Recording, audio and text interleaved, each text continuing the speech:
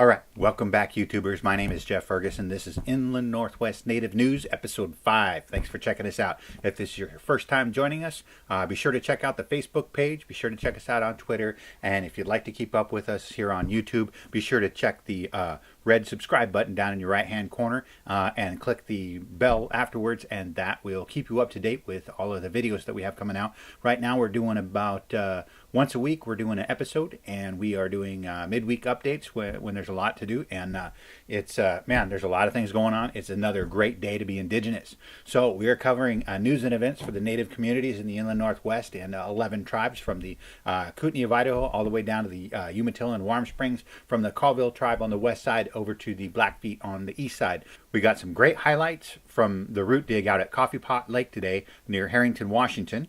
We also got to go out to the Tree of Healing conference out at Northern Quest Casino last week and catch up with some rock stars out there. So we got some good interviews from there, got some highlights of the conference, and we got a little bit of sneak peek at a couple stories coming out. You know, the Colville tribe had a big win this last week. We got an interview with Colville tribal member Shelly Boyd, somebody who's involved with that lawsuit since the beginning, and she's got a great story for us. So be sure to stick around and check that out. We got a lot of things to cover this week, so let's get going. So back on May 5th, we had some great articles. This one out of the Billings Gazette, Hundreds Line Rims Wear Red to Raise Awareness of Missing Murdered Native People Crisis by Mike Cordenbrock. This came out, again, May 5th. Hundreds form a line on the edge of the Billings Rim Rocks for Sunday's Line the Rims in Red event to honor missing and murdered Indigenous women. The event was organized by MSU, Billings, and community partners. So we'll leave a link to that article down in the description below. If you have any questions or comments, again, be sure to leave them in the comment section below. We want to hear from you. We want to know the stories that you want us to cover. If you have any updates, be sure to let us know about that. So, moving right along, we have another story. So that was in Billings. In Toppenish, more than 200 people gathered. Hundreds gathered in support of missing and murdered Indigenous women and girls on the Yakama Reservation and beyond by Tammy Ayer at the Yakama Herald Republic again on May 5th. Toppenish, as more than 200 people walked Sunday to raise awareness of missing and murdered Indigenous women. Many carried red posters, silhouettes of Native women, similar in shape but different words: mother, sister, grandmother, babysitter. Others had messages like that carried by Charlene Tilliquats, a member of the Yakama Nation's Tribal Council's Missing and Murder Indigenous Women's Committee. Stop the silence, it said. The second annual Red Galia Awareness Walk began at 1 p.m. at the Old Timers Plaza with opening prayers by fellow committee member Lottie Sam. They and two other members of the committee, Athena Sanchez Yallop and Esther Moses Haipir, also led the walk to the Yakama Nation Tribal School just over a mile away at 601 Linden Street after speakers addressed the crowd gathered at the downtown plaza. The Red Galia campaign event, held by the Yakama Nation Behavioral Health Victim Resource Program, was among others throughout the country Sunday, the National Day of Awareness for Missing and Murdered Native Women and Girls. The epidemic of violence has plagued tribes throughout the country and beyond for decades. So, that being said, I have a couple other items here that are directly related to that. One of them is a public safety announcement. This one went out. This was just before this. This went out on May 3rd on the Yakama Res. This is by the Yakama Nation Police. Public safety announcement. The Yakama Nation Police received a report that early on the morning of May 3rd, 2019, there was an attempted abduction of two enrolled Yakama women in Toppenish, Yakama Reservation. Yakama Nation and Yakama County law enforcement are investigating this incident and similar reports in our area. If you have any information related to this event or any other event, please report it to the Yakama Nation Police immediately. 509-865-2933. Again, that's 509-865-2933. In light of these reports, we recommend that all Yakama Reservation residents exercise heightened awareness of your surroundings, especially during nighttime hours. Yakama Nation Police are asking citizens to be vigilant in reporting any suspicious activity. This is very important. This is going to take all of us to keep the movement, keep the momentum on this going forward. And it's something that has been going on since contact.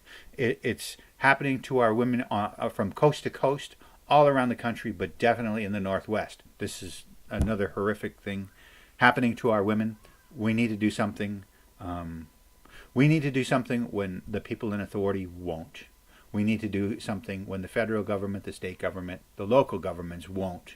We need to step up It's a matter of helping our own people here in Indian country. Moving along, we have some other stories here. A little bit on the brighter side. In the Seattle Times, May 6th, the Seattle Times announced 110,000 Washington students a year will get money for college, many a free ride. Starting in 2020, more Washington residents will be able to attend college for less money. For many, it will be free. About 110 low to median income students will qualify for help each year, including adults who never got a degree and want to go to school. There will be no more financial aid wait list. That's awesome. That's great news for Washington students, especially in Indian country. A lot of times the budgets fall short to help out with the funding. Looks like Washington State's stepping up, so that's a great thing. We have a couple other stories I want to get to before we get into our footage. Again, out at Coffee Pot Lake, we're able to get out for the root dig near Harrington, Washington today. We got some highlights from that, got some great interviews. We got a great interview with Pow Wow committee members, Jerry Crowshoe, and he's going to give us some insight on some of the changes to the upcoming Pow Wow and something about the Indian market coming up too. So you want to check that out. We also were able to get some interviews with some of the elders out there while we were there. We got a little bit of insight from one of the staff from the Salish School of Spokane who brought some of the kids out there. It was a great day, great weather. Everybody's having a good time. Again, a great day to be Indigenous. Moving right along, the Colvilles. Colville's win. Extinct Canadian First Nation wins in court again. CBC News posted May 2nd, 2019. This is the Colville tribe. This is their big win. A First Nation declared extinct by the federal government over 60 years ago has won yet another court battle to have its existence recognized. This one in the province's highest court. The BC Court of Appeal has upheld Rick Disitel's right to hunt in Canada, even though he is an American citizen and his First Nation, the Sinixt, was declared extinct by the federal government in 1956. Good job, Rick. Way to hang in there. Way to hang in there and fight for your rights, fight for your sovereignty. Colvilles. In 2010, Disitel traveled to BC from his home in Washington State to shoot an elk and alert British Columbia conservation officers to what he had done. He was then charged under the Wildlife Act with hunting without a license and being a non-resident. That was the beginning of this epic lawsuit.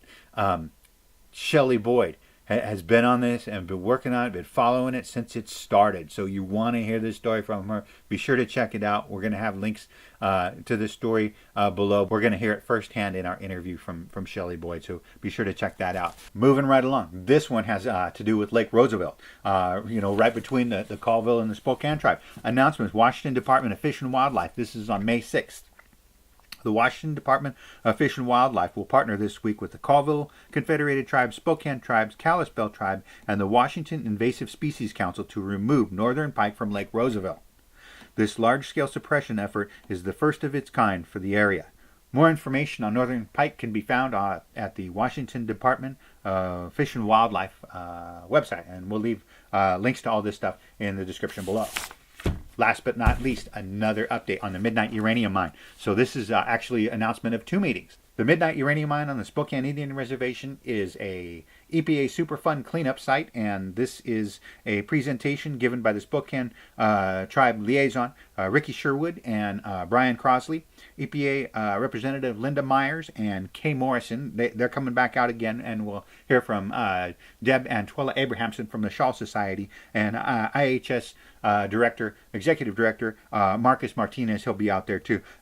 The first meeting is May 13th at the Spokane Tribal Longhouse at 5 p.m. The second meeting will be May 14th at Eastern Washington University River Point Campus, room 122 on May 14th, and that one starts at 6 p.m. For more information, contact Rick Sherwood at 509-458-6586. Or you can get him, again, that's Ricky S. at SpokaneTribe.com. Again, we'll leave the links in the comment section below. Thank you once again for joining us.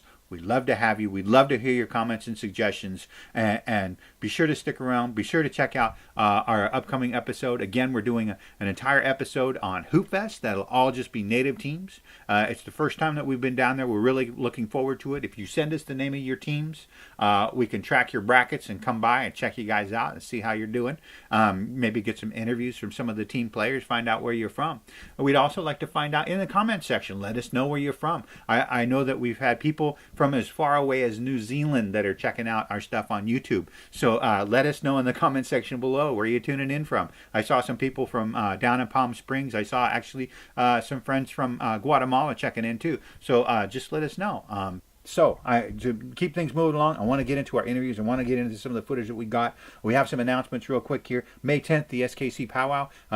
If you hadn't been out to that one, it's going to be pretty good this year. May 17th, we got two things on May 17th. We got the Native Project's 30th anniversary here in Spokane, and we also have the Yakama Women Veterans Honoring at Legends Casino in Toppenish. That's going to be May 17th as well.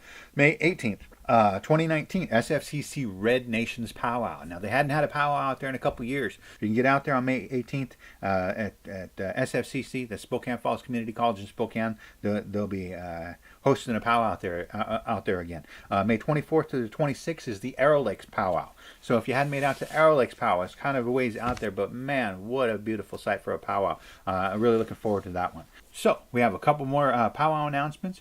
Recently, the 164th Annual Yakama Nation Treaty Day Commemoration Powwow was announced. That's June 7th, 8th, and 9th. That'll be out in White Swan. Mission Road, White Swan. You want to check that one out. I'll leave links to all the powwows in the description section below. Moving right along. 40th Annual Inchelium Sobriety Powwow. That was announced. That's coming up July 24th through the 28th out in Inchelium at the Eagle Spirit Campground. They're asking you to please bring your own firewood for personal use. Meals provided as good donations allow. Food, money, and raffle donations welcome. T-shirts will be sold to help support the camp. So that's the powwows. We've got those out of the way, and now let's get into some of that great footage. First, we'll head out to Coffee Pot Lake for the root dig near Harrington, Washington. Then we'll go to the Tree of Healing Conference out at Northern Quest Casino, and then we'll finish it off with an interview with Colville tribal member Shelly Boyd on the big win that they had out on the Colville Res and in British Columbia for the First Nations people. She's going to tell us the whole story of how it started, why they did what they did, and why it's a big win for the Colville tribe and the First Nations British Columbia. So stick around. You're watching Inland Northwest Native News, and be sure to like and subscribe. If you like what you see, be sure to hit the thumbs up button. If you'd like to follow us, make sure you click the subscribe button down in the lower right hand corner. It's a red button. After you click that, click on the little bell and you'll be sent notifications every time we have a video that comes out. We got some great powwow videos coming up over the summer. We have the Omak Stampedes coming up. We're going to have highlights from the salmon ceremony up in Kettle Falls. We'll have highlights from a lot of the different native events going on. We're hoping to get some highlights from the relay races down in Walla Walla and maybe over at Muckleshoot too. So be sure to check those out. If you be sure to check out for all the flyers and all the events. Those all go on our Facebook page. If you subscribe to us, it's just like following somebody on Facebook. It's like following somebody on Twitter or on Instagram. It doesn't cost you anything, but it alerts you and lets you know when we got new content coming up. So once again, thank you so much for joining us. And let's get to those highlights.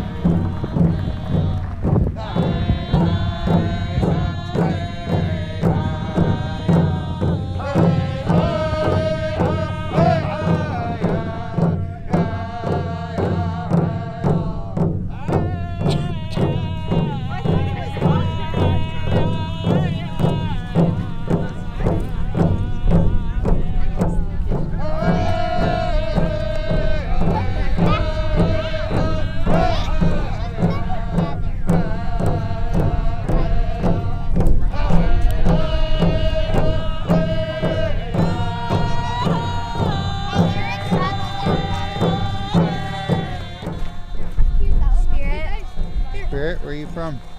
Wapanit. You're from Wapanit? Cool. What grade are you? 4th. Right. You got a root? What'd you get?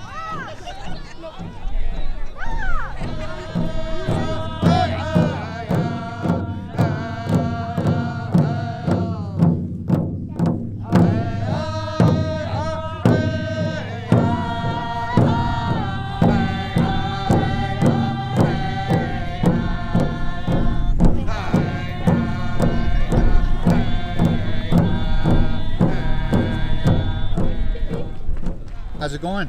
Good, you? Good. Can I ask you guys a few questions? Sure. It's for Inland Northwest Native News. It's our first year out here doing this. Okay. We actually just started about a month ago. This would be our 5th episode. Okay. So where are you guys from? Okay. All right. Are you in town? You guys all go to school in town? No. No? Whelpinit? Where? Yeah. Oh, so you're from Whelpinit. Where do you guys live? 6th grade? All right, cool. Is this your first root dig? No. No? How many times been out? Pretty much since 3rd grade. So 3rd, 4th, 5th, 6th. This is our 4th, 5th year. Cool. What's your names? Let's start with you.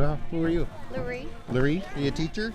I am the student assistant professional. Oh. So I help with drug and alcohol prevention, bullying prevention, suicide prevention. Very cool. Yeah. Yeah. How about you? What's your name? Dakota. How about you? What's your name? Janelle? How about you? What's your name? Rhea. Oh, Rhea. Okay. And how about you? What's your name? Me? Yeah. Oh, Kippy. Well, you guys get any roots yet? Yeah, we've gotten one. Let me see. Well, we gave it to the elders already. Oh, did you? Yeah. Oh, that's cool. Oh, so you guys going back out? All right, cool. All right, well, enjoy your day. Thank It's you. nice talking with you. You too. Thank you. Enjoy taking pictures. Yeah, for sure.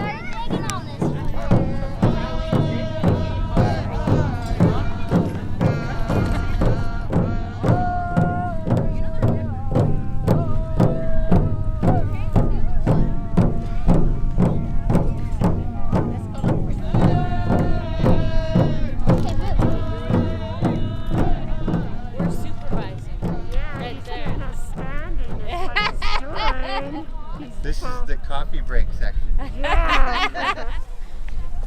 Look how much I found.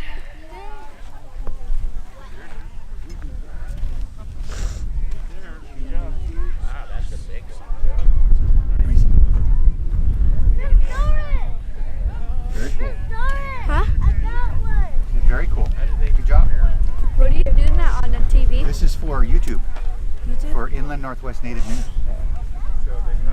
Us three found one. Brand new YouTube channel. This is episode 5. Us three found. Where are you guys from?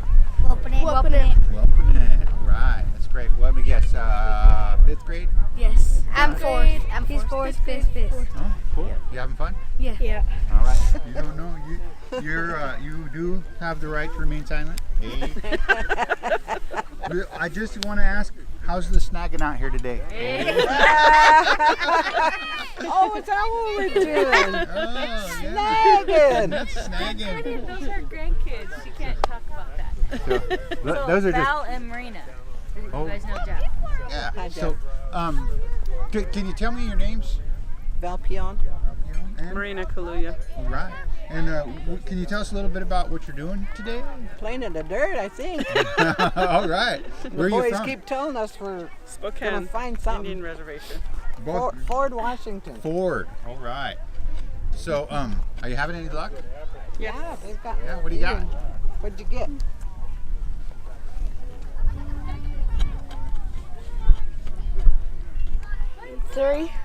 Three and one you ate. All right. You said it was hot, All right. spicy. Did you eat it all? No. You did eat it. All right. Do He said, you, "Is it gonna grow?" I said, "Yeah, probably in your belly." have you guys been coming out for a while?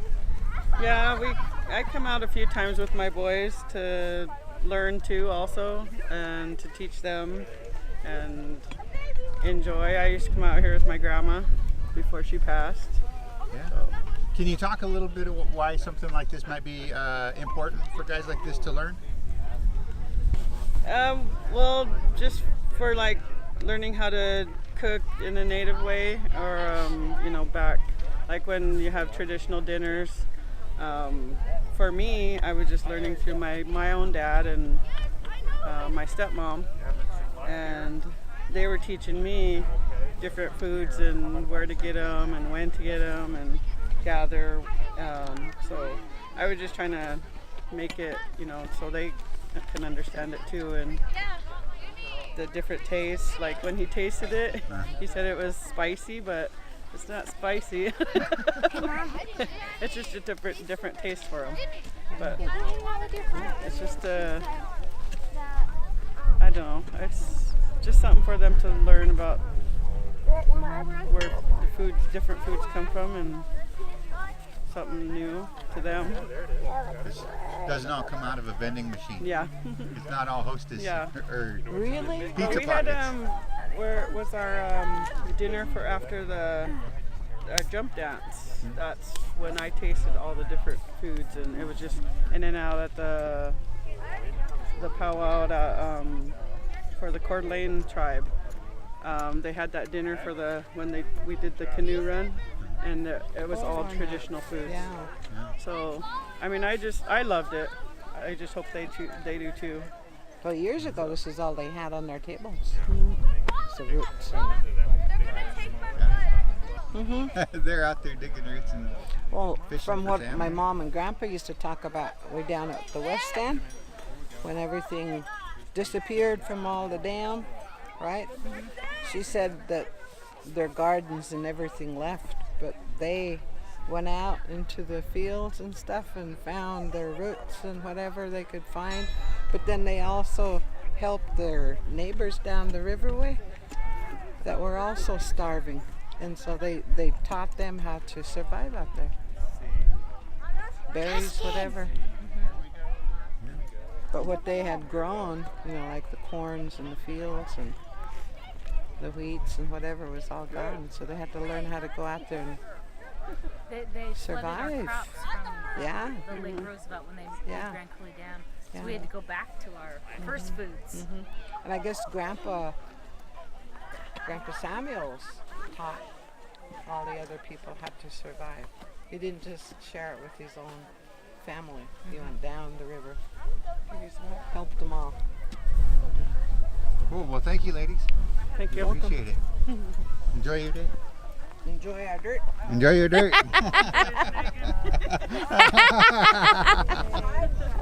Too excited. Did you get it? Oh, hey. Oh man, all the rock stars are coming out today. How's it going, man? Good. How you been? Good. Yeah. You find any roots? Bunch, but they're all right next to the rocks. Yeah. What would you like to see on the YouTube channel? It's all perfect. It's perfect. Oh, I don't know. Well, one of the things that I want to do is I want to have kids send me videos that I can put on there. So if you have any videos that you want to put on there, let me know. If you want to do some interviews or if you want to do anything like that, it's open for kids. All youth that want to share stuff on there, it's open for that, okay? Okay. Good to see you. You're getting very big. Thank you. All right. Cool. Say hi to your dad for me. All right. Thanks. Yeah, so the Gathering at the Falls Powwow, for the last couple of years, we've been trying to do our best to support Native American artists and give them kind of a platform to expose their work. And so the last couple of years, we've been building a relationship with the Spokane, River Park Square Mall to expose artists down there. And so we started off a couple of years ago with a hand drum contest. That was a success. We said, well, how about the next year we'll do a one day, we'll do Native American art market, and that was another big success. So last year we went 3 days with the Native American artists to expose all their work and have a nice art show down at River Park Square during the same time as the powwow. And we really wanted to kind of branch out from the powwow that's in the park and have people go to the mall and enjoy a meal and see some good Native American artists and their work and buy pieces if they want to, and that was a huge success. So this year coming up, we're going to try to do that again, reach out to Spokane Valley Mall and see if we can have another art show down there, and that should be the last weekend in August, the weekend before Labor Day. I think it's the 23rd to 24th. So if any artists are wanting to come down and contact us on Facebook. That's the easiest way. Gathering at the Falls. Reach out and let us know. We'd love to help out artists, and we don't charge a lot. We just just $25 or a raffle prize, and we'll get you set up. I know you talked a little bit about the change this year with the powwow lineup. Can you talk a little bit about that? Yeah. So the last few years, we've always wanted to dedicate a day to the youth. So we've done a kids powwow on Sunday. So we do a contest powwow Friday, and then Saturday and Saturday night, and we do payout Saturday night after the last session. And then Sunday we've always dedicated to the kids. But this year we're going to try something a little different. We want to put the need of the kids' powwow to where really kids can shine, and that's during Christmas time. So this year we're going to probably go to a 2-day powwow, and then on Sunday let travelers travel home. We know school starts the next weekend, and it's the end of summer break. And then during Christmas time in Spokane, we're going to partner with a lot of resources and programs around Spokane and do a kids powwow during Christmas time. We'll get a lot of presents, singers, dancers, and just have a good family night where parents can bring their kids and just have a good time during Christmas to help with some of the Christmas festivities, and hopefully make this a tradition in the Spokane area. Excellent. Cool. I'll put that in there. Cool. That's good exposure. Right? I appreciate that. It's his first time playing in the dance. She wants to shake your hand. Thank you. There you go. I can't see you. Oh, look at these little guys. They're giving you their roots. Oh, thank you. How sweet. Thank you. Can we take a picture of them by Eva? Okay, look it. Here's Auntie Margo, yay! Shoot them cheese. All right. And so you brought a bunch of these guys out. Kiwa, he's black in Selkteen, he's in my Maitin, he kilchooks, he's in Sichamalas, Kiwa. He chickum, he chakalusa, Kiwa. Chun chakalusa. Newt Knox, he igachin.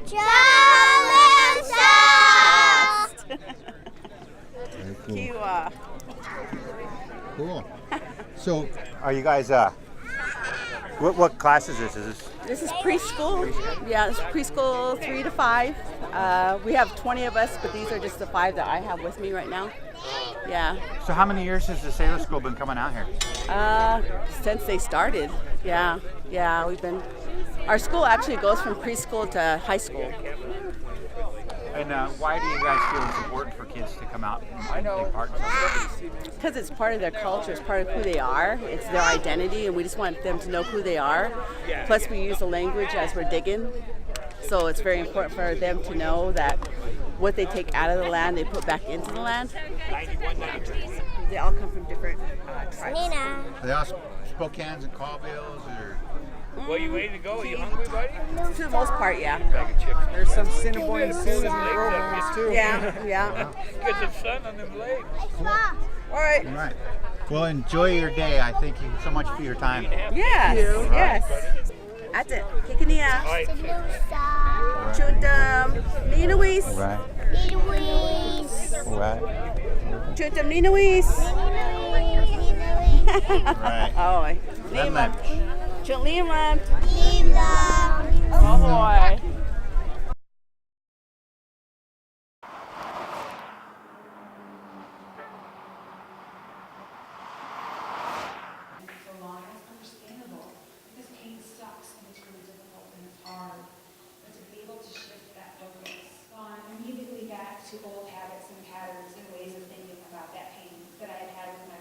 So we are here with Inland Northwest Native News, and we're with Rebecca Crocker, who's the Executive Director of the Healing Lodge. We are at the Tree of Healing Conference at Northern Quest Casino, and we heard something really cool. We heard that you just got $2.35 million to help out the things that are going on out at the Healing Lodge. Can you talk a little bit about that?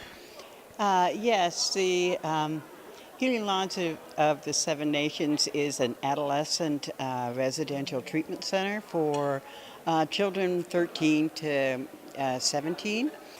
So we've received this additional funding for the operation of the Healing Lodge. And what we're going to be doing is we are providing 2 things. One of them is a aftercare program. Aftercare is after our residents that we have at the Healing Lodge have completed their treatment program, and then they return to their reservation. And aftercare is a mental health program, and it's also involved in substance abuse and treatment.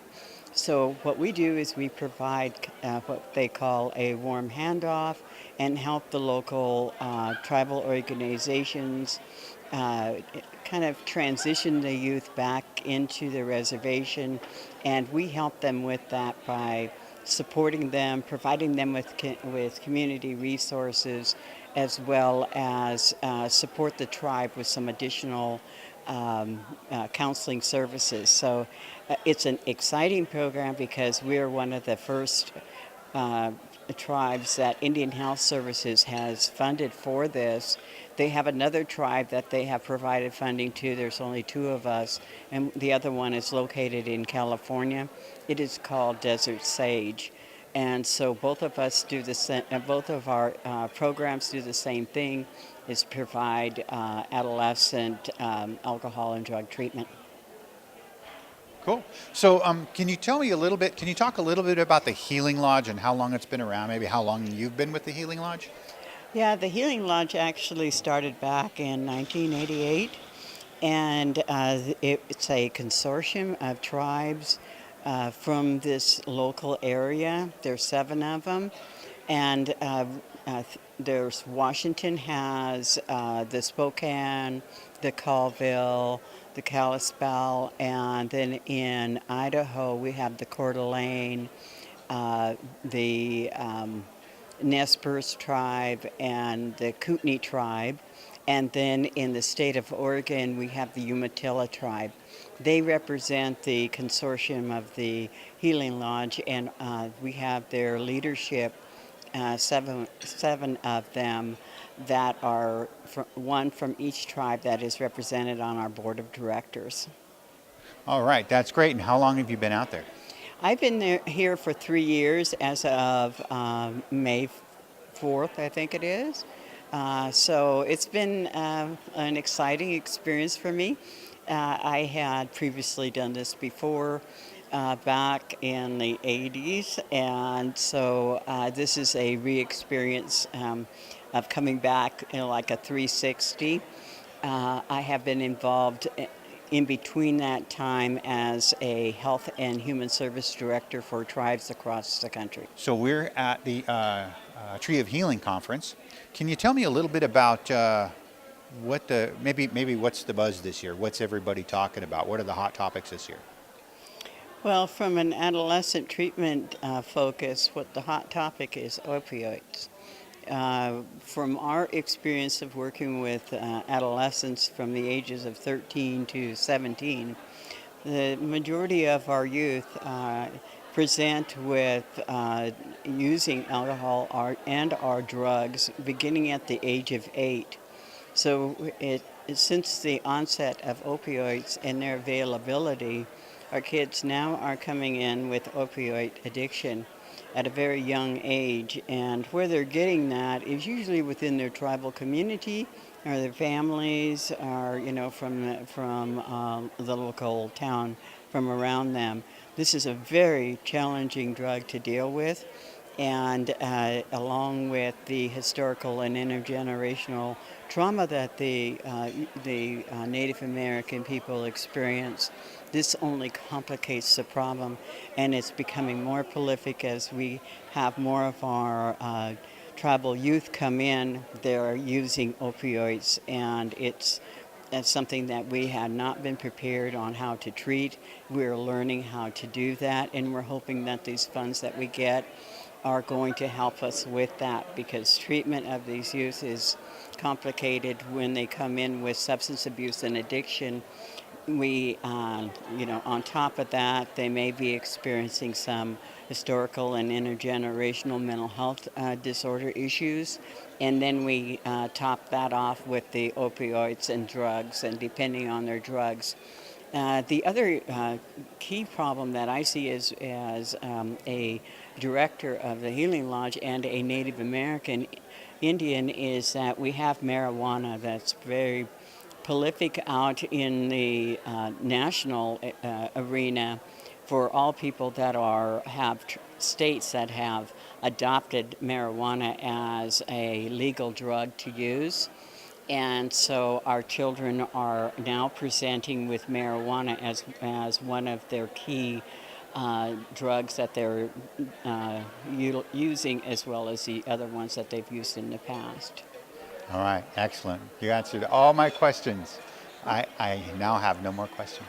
Okay, thank you Thank very you so much. much. It was an honor to meet you. It was an honor to meet you. We are out here with the staff from the Camas Path, and we're at the Tree of Healing for Inland Northwest Native News, and we just kind of want to find out a little bit about this year's conference. So let me have you start out and introduce yourself. I'm Kelly George. I'm from the Colville tribe. My name is Christina Felix, and I'm also from the Colville tribe. And my name is Stacy Allen, and I'm a Grovant tribal member.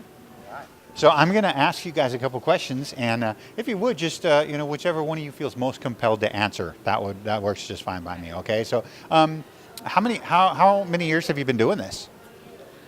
We were thinking about it, and we think since 2006. Once the tribe started the casino, they immediately opened up Camas Path, and Fred Buckles and Dave Bonga started the Tree Healing. So around 2006, and almost every year since then, except for a couple times. So. How many people do you guys have in attendance this year? Do you know? We have about 225. Yep, about 225. That's great. And what do you look forward to the most through the conference? The food. Just joking. Let's be real. It's the food. No, just kidding. No, it's I think the diversity of the presenters, and we try to get presenters that are all over the place, so they all have like this unique perspective of what healing looks like and what tribal communities and their communities need. So it's nice to kind of get that feedback, because then it gives us a good idea of what we should really be paying attention to and bringing that awareness. So that's usually what I look forward to. How about you? For me, I was excited for this year for Cecilia Fire Thunder and Theta Newbreast. As a counselor, a young counselor in the field, I feel like they're good mentors and leaders as Native women. So I was really excited to listen to them and how, how they've been through this journey as a Native woman counselor and helper professional in the field.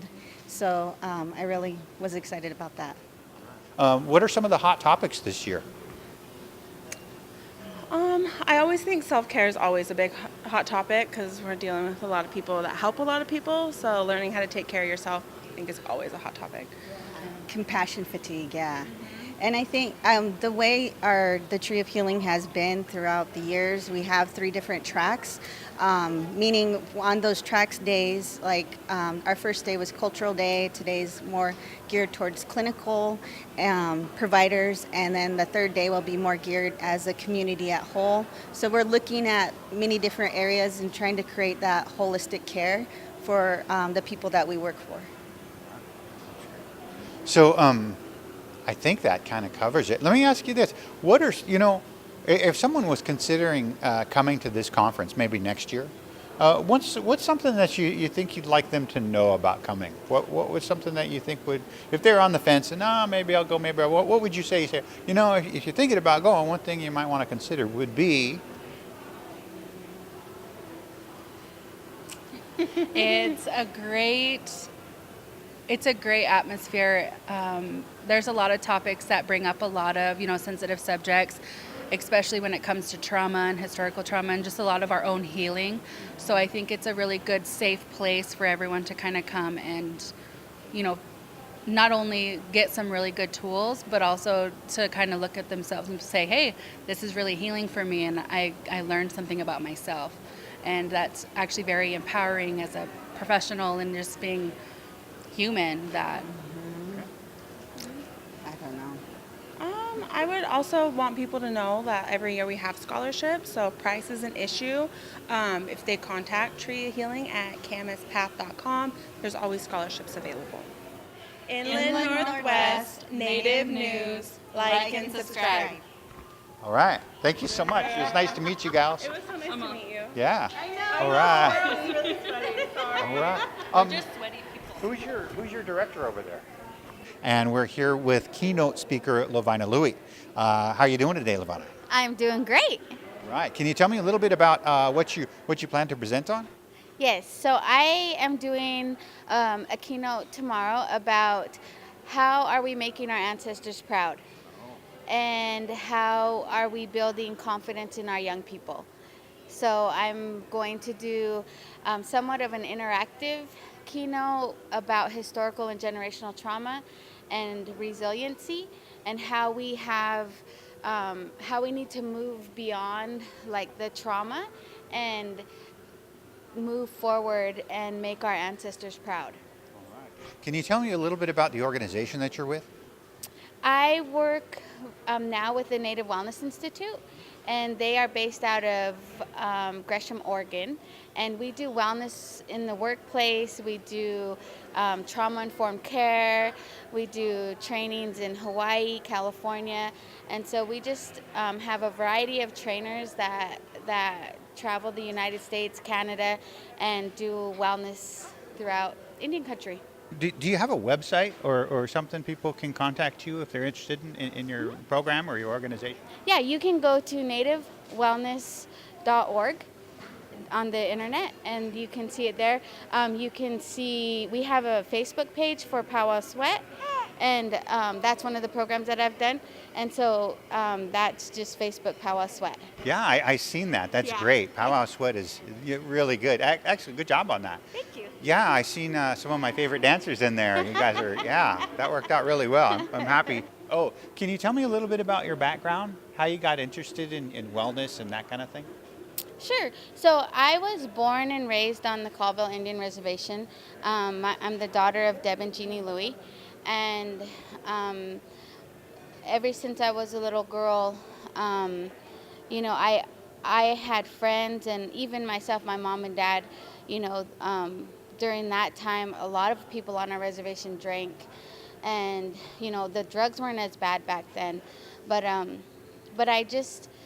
remember thinking, like, why are we this way? And I did, like I said, I didn't know that until I went to Haskell, and then well, actually, it was even before that, because I think I got into this work when I won Miss Indian World. When I won Miss Indian World, I traveled all over the country, and I talked to young people and to schools about how, you can get cut from the basketball team and pick yourself up and, run for Miss Indian World. And how one person, Valerie Vargas Thomas, believed in me, and sometimes it just takes one person to believe in you, to say you can do this, and I think that impacted my life. If she wouldn't have believed in me, I would have never ran for Miss Indian World. And when I won that changed my life. I was able to travel and talk to kids and empower them. And, I think that was the beginning of my journey of, like, if she can empower me, I can empower others. So that's kind of why I started in this field. Great. So how many, is this your first year here? Yes, it is, actually. I feel like, I look up to and I respect Theda Newbreast and Cecilia Fire Thunder, Howard Rainier. In fact, when I was in 7th grade, Howard Rainier challenged us and said, if you're willing to live a drug and alcohol-free life, stand up. And I remember being in 7th grade, and I stood up and I said, I don't want that life. And and those are the kind of speakers that come to Tree of Healing. And when they asked me to be a keynote, I was just like, wow, that's pretty awesome. So. Yeah. Well, congratulations. Congratulations. Yeah, thank you. I've always wanted to attend the conference. Actually, I think I did one year. I think I did come one year to do a workshop, actually. Might have been a Pow Wow Sweat workshop, but yeah. What do you think is the best part about this conference here?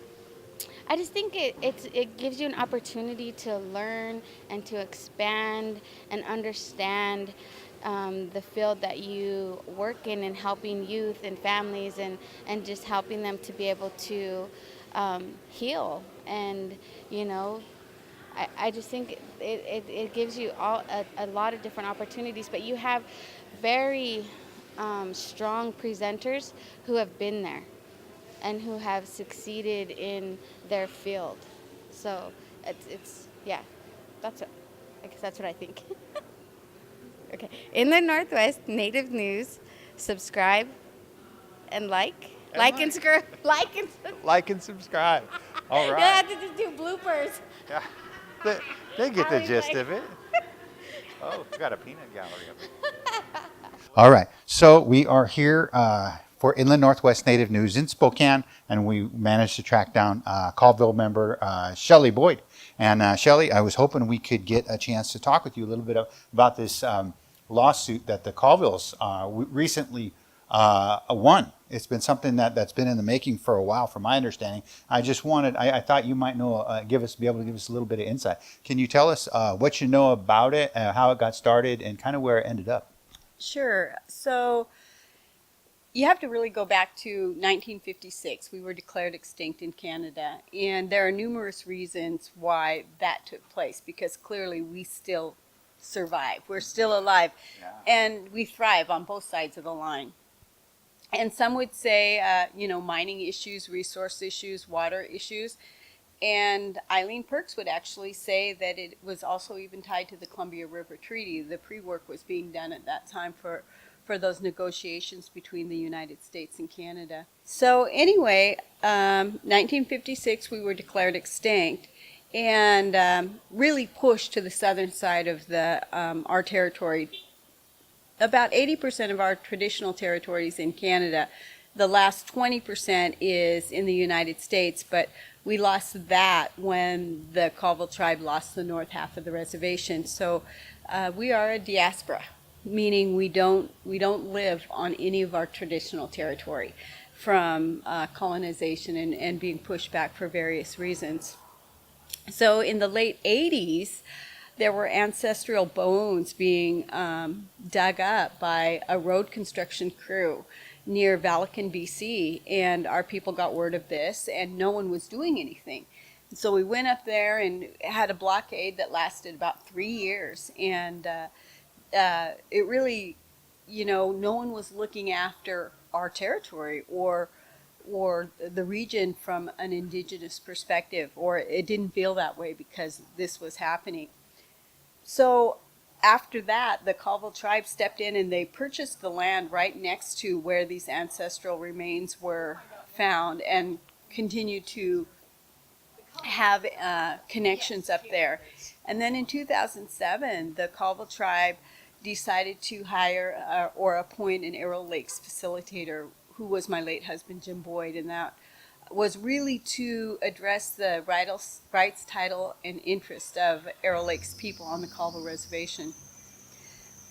He served in that capacity for about, 7 years, and then he went on to become a counselor for our tribe and then our chairman. And when he stepped away from that position, Virgil Seymour, who had been on council, stepped into the position, and it was held in high regard because just the thought that any people are declared extinct, it was just a painful part of our history and painful part of our reality that the Colville tribe and the Arrow Lakes people didn't agree with. And how to address that issue, some great minds got together and decided, you know what?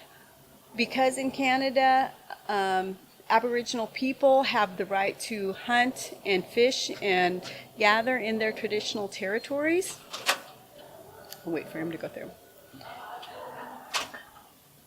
They decided they will send up one of our hunters and get a ceremonial kill. They looked at the numbers of the game up there, and so they made sure that they had chosen an animal that needed to be thinned, and the elk were thick that year, and so Rick Dizitel went up and he harvested an elk for ceremonial purposes, and then he turned himself in to the RCMPs. He actually waited for hours and hours and hours for the RCMP to come and ticket him, and that was the beginning of the case. The case is technically against Richard Dizitel, but the reality, it was a challenge by the Colville Confederated Tribe to say, how can this man who can be traced all the way back to Revelstoke and the Oak Scott Reserve be extinct, not exist if he's hunting, right? And so that was kind of the jab at them. So it took several years to go to court, and so that was in 2010. So about 3 years ago, it finally went to court, and Virgil had passed away, and Jim had passed away, and I was appointed, or I stepped into that position. At that time, we went to court, and we have a great attorney. His name is Mark Underhill, and we just went on that perspective of how could we be extinct. The Crown pulled in an expert by the name of Dorothy Kennedy, who had done some work in the 80s with Arrow Lakes people, and she came to this ridiculous, I'll just say ridiculous conclusion that we enthusiastically move south to become hunters. Farmers, not, we enthusiastically move south to become farmers. I can't even say it, it's so ridiculous. If you ever go to Inchelium, everyone hunts. No one even grows a garden. It was just the weakest argument.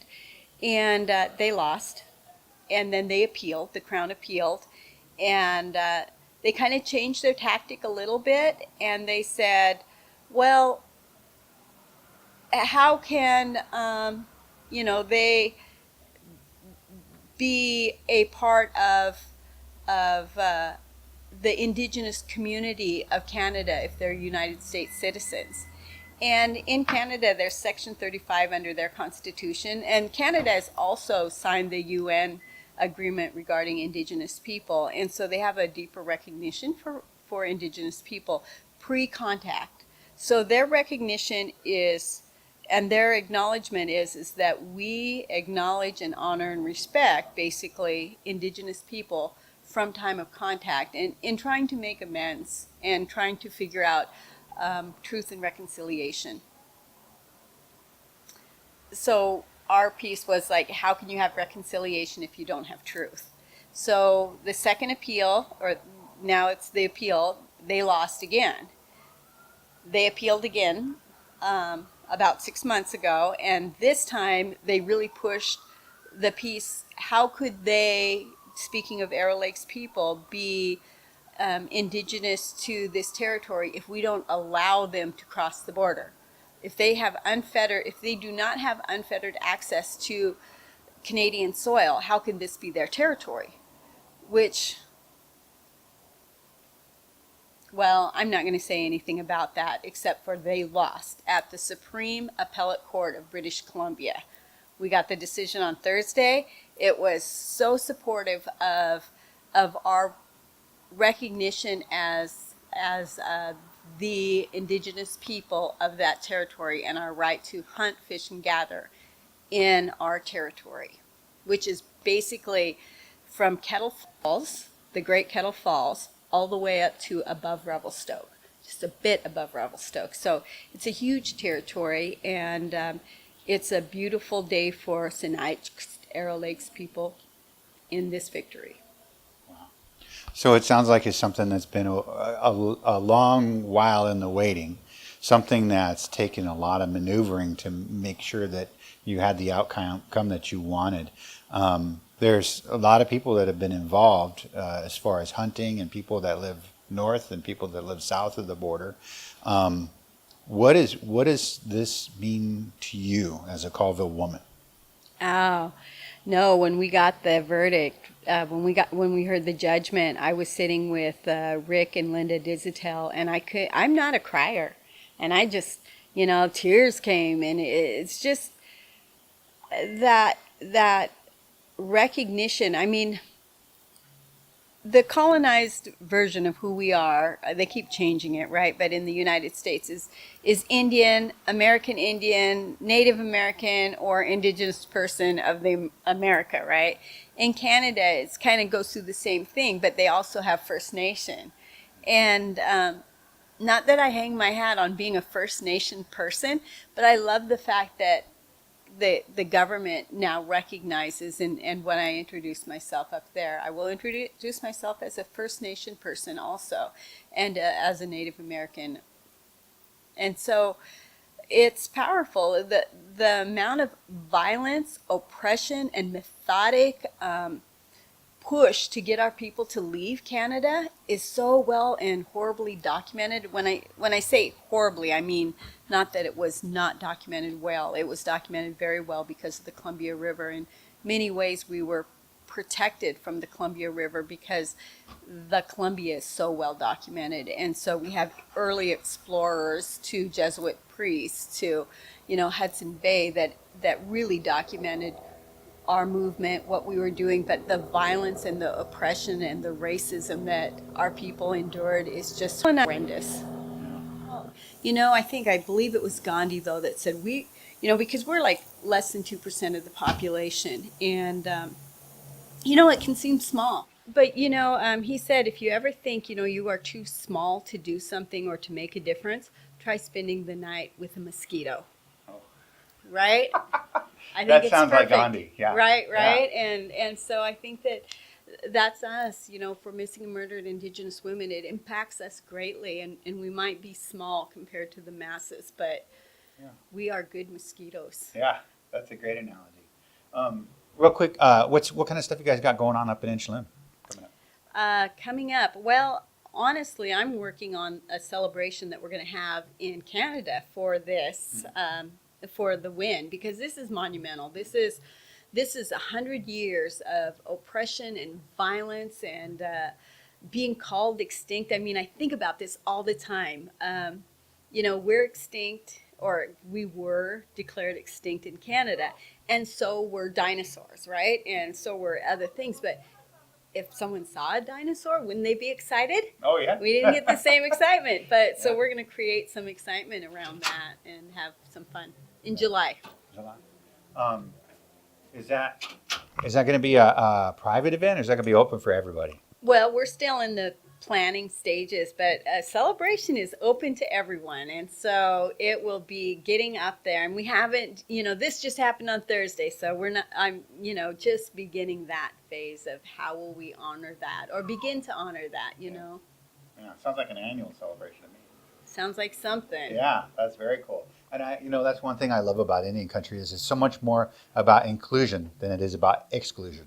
We have so many different tribes and cultures and so many similarities, and First Nations or the Native people of America, makes it really just exciting when we can come together as in unity, solidarity, that kind of thing. So it's a pretty good time to be Indigenous. That's what I say. That's right. All right. That's right. Is there anything else you'd like to add? Anything you think we might have covered? I think that's it. I think that we'll have more of the details on how this is going to affect us on a day-to-day level as we go through the process. And this just happened, and it's like I said, it's monumental, and I am really proud of the Canadian government right now. Not so proud of our government. Yeah. Oh, I hear you there. Right. They're making strides. What do you think about the idea of doing a news channel or a YouTube channel to cover these events? Is that something you think is needed? Do you think it's a good idea? Oh, I think it's a great idea. I think it. Again, we're that mosquito, right? Mm-hmm. But we're pretty. Mosquitoes are pretty.